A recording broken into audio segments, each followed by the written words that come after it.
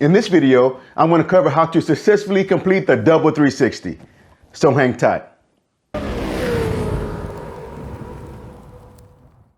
Hey guys, I'm Paul the Motor Guy, and welcome to my channel, where I pass on riding tips, practice drills, and defensive riding strategies. Now, I'm a rider coach, a motorcycle sergeant, and owner and instructor at ProRider Central, Texas, where we teach police riding skills to civilian riders. First, let's look at the diagram of the exercise. Now, as you can see, there are two gates. Now, depending on which way you go will determine which one will be the entry gate and which will be the exit gate.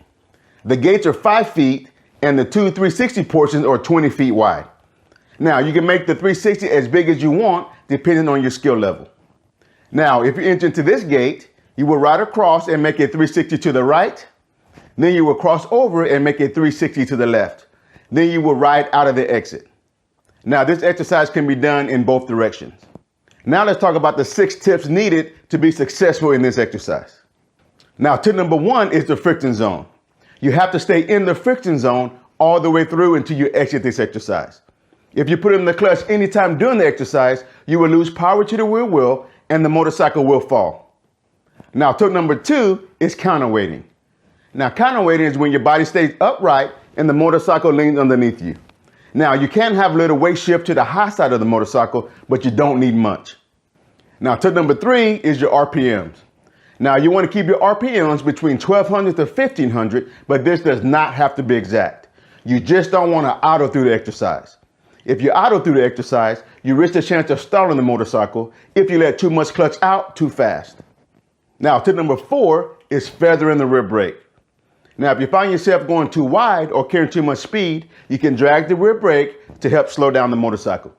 You can also use it all the way through the turn as well, which will help stabilize the motorcycle. But remember, it's a slight press on the rear brake, not a stomp. Tip number 5 is handlebar turn. Now, for this exercise, you need to be at full lock or just short of full lock, and you have to commit to your turn. Now, many times riders will start to turn and then open up the handlebars, which causes you to go wide. Now, tip number 6 is quick head turns. Now, your head turns need to be what I call quick and precise. Because remember, the handlebars will always follow your head and eyes. So the quicker you turn your head, the quicker your handlebars will turn, which will tighten up your turn. Now, I'm going to walk through this exercise to show you how your head and eyes should work. As I enter the gate from the left side, I'm looking here. Because I want my motorcycle to be as close to these cones as possible, using all my space.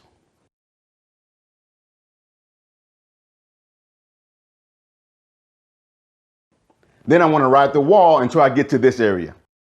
I will then turn my head and look here, because I want to get my motorcycle set up to make my left 360.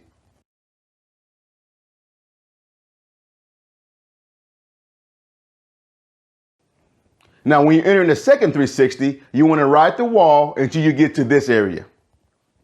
You then want to turn your head and look for the exit.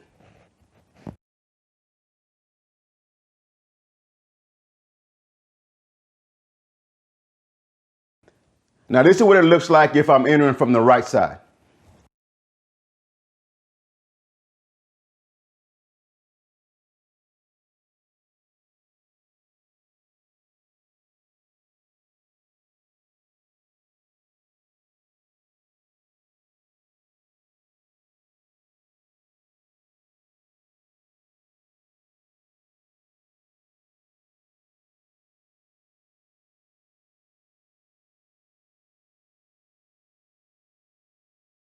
Now let's head outside and I'll ride this thing in both directions.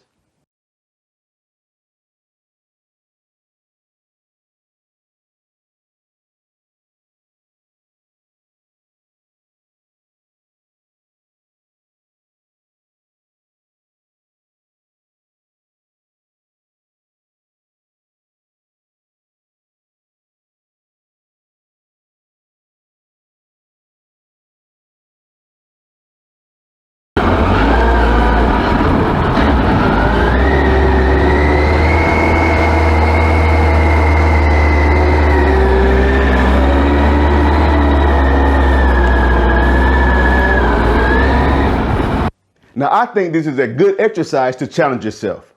It requires you to work on all your slow speed techniques.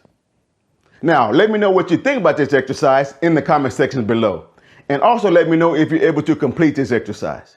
Now, until next time, practice, practice, practice, and ride safe.